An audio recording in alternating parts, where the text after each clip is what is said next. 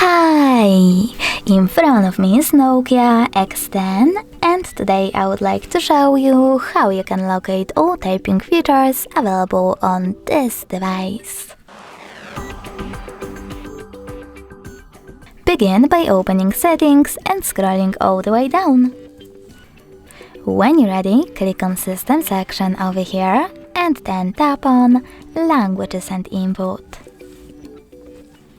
Now you need to click on On-Screen Keyword over here and select Gboard section. Finally, click on Text Correction, and as you can see, all typing features are here.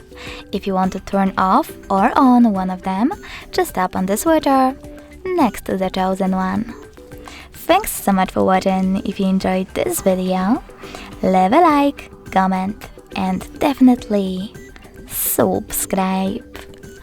Bye!